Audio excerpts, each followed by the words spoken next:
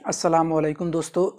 उम्मीद करता हूँ आप लोग खैरियत से होंगे। तो दोस्तों आज हम जो बात करने वाले हैं वो नमाज़ पढ़ने का तरीका हम आपको बताएंगे।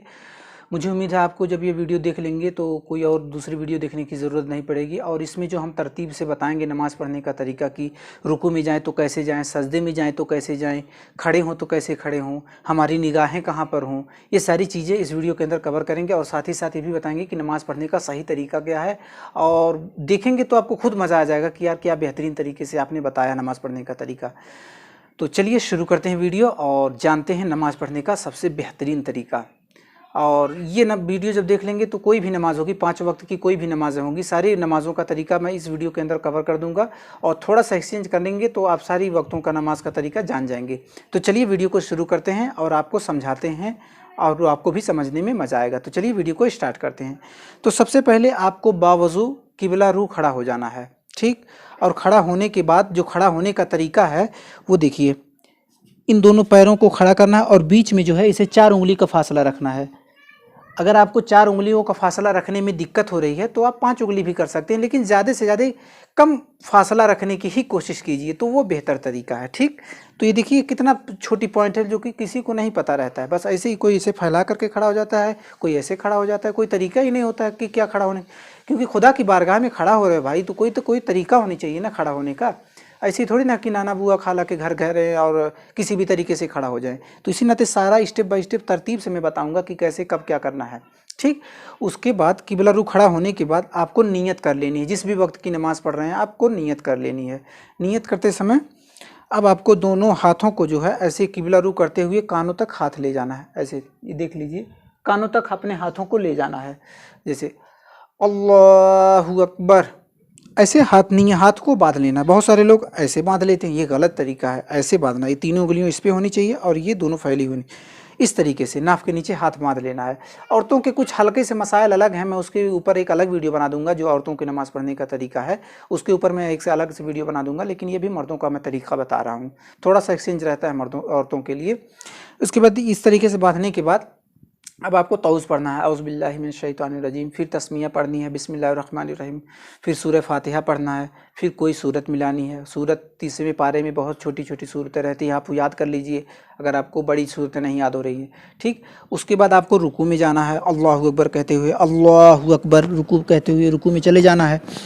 तो यहाँ पे जो आप हाथों को अपने घुटनों पे रखेंगे तो ये इस तरीके से रखना है कि ये जो 5 उंगलियां हैं वो ऐसे फैली हुई हैं, ऐसे नहीं, ऐसे ऐसे फैली हुई होनी चाहिए। और रुकू के दरमियान आपको पढ़ना है सुबहान रब्बियल अज़ीम, सुबहान रब्बियल अज़ीम, सुबहान रब्बियल अज़ीम, मिनिमम 3 बार पढ़ना, आप उससे ज़्यादा भी पढ़ सकते हैं।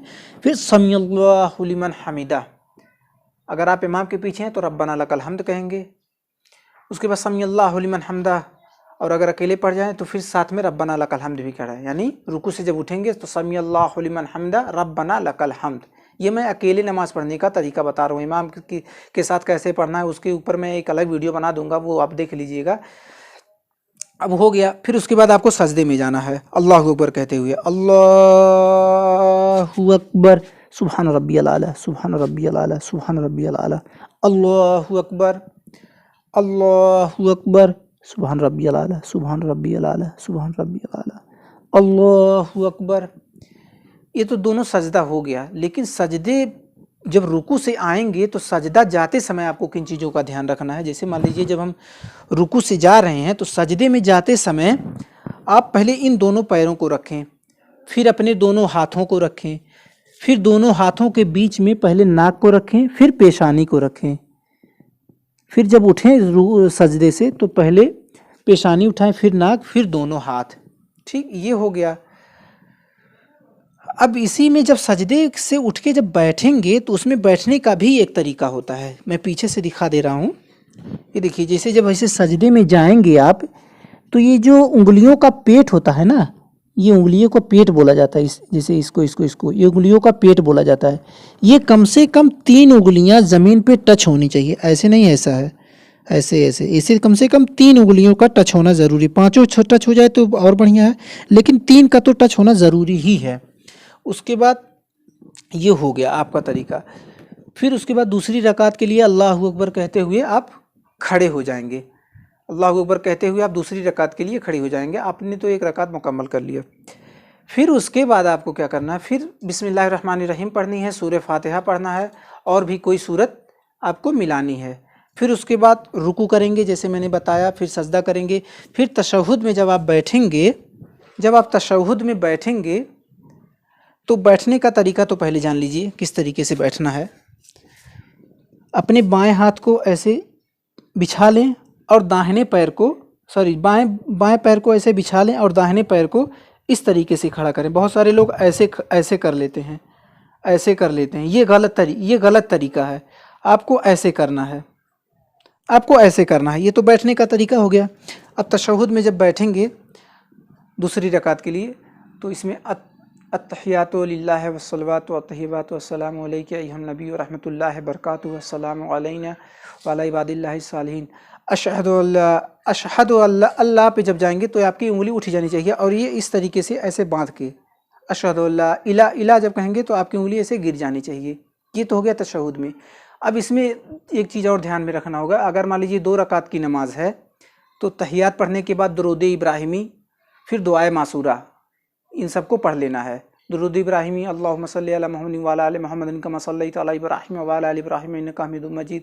अल्लाहुम्मा बारिक अला मुहम्मदिन व अला आलि मुहम्मदिन कमा बारकता अला इब्राहिम व अला आलि इब्राहिम इन्नका हमीदुम मजीद। और दुआए मासूरा है अल्लाहुम्मा इग़फिर ली व लिवालिदैया व लिमन तवल्ला वजूल मुमिनीना वल मुमिनात वल मुस्लिमीना वल मुस्लिमात अल अहयाई मिनहुम वल अमवात इन्नका मुजीबुद दावाति बिरहमतिका या अरहमर राहिमीन।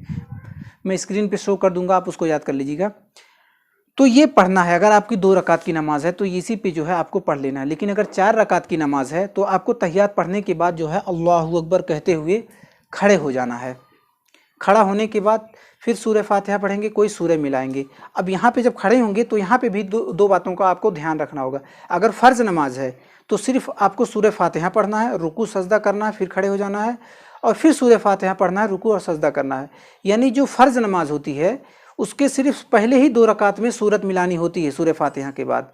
और 2 रकात, और मान लीजिए 3 रकात है तो 1 रकात में नहीं मिलाना, 4 रकात है तो दोनों रकातों में नहीं मिलाना। यानी फ़र्ज़ के सिर्फ पहले ही 2 रकातों में जो है सूरत को मिलाना होता है और बाकी 2 रकातों में नहीं मिलाना होता है। लेकिन अगर सुन्नत है तो उसमें चारों रकातों में सूरह फातिहा के बाद सूरह मिलाना आपको ज़रूरी है, यानी आपको मिलाना ही पड़ेगा।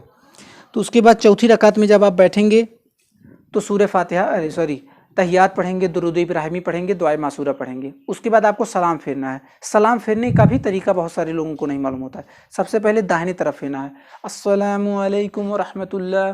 तो बहुत सारे लोग क्या करते हैं, जब सलाम फेरते हैं तो लास्ट सफ़ों तक देखते हैं, इसे उधर नहीं देखना है मेरे भाई, ये कंधे पे देखना है। अस्सलामु अलैकुम व रहमतुल्लाह, इस कंधे पे देखना रहता है। फिर अस्सलामु अलैकुम व रहमतुल्लाह, फिर इस कंधे पे देखना रहता है। तो ये था नमाज का पढ़ने का तरीका। तो दोस्तों ये था नमाज पढ़ने का तरीका। अगर कुछ बताने में कुछ कमी रह गई हो तो आप कमेंट कर दीजिए, और अगर आपको कुछ समझने में कोई दिक्कत हुई है या आपको समझने में कोई परेशानी हुई है तो आप कमेंट कीजिए, हम उसको रिप्लाई देने की कोशिश करेंगे। तो बस वीडियो यहीं पे ख़त्म करते हैं और इसके बाद फिर हम आपको बताएंगे नमाज के बाद की दुआ, फिर बताएंगे औरतों के नमाज़ पढ़ने का तरीका। फिर इसी तरीके से सिलसिला चलता रहेगा नमाज़ों का जब तक कि मुकम्मल नहीं हो जाता। तो मेरे चैनल पे आप जाइए, बहुत सारी वीडियो आपको मिल जाएगी नमाज से रिलेटेड।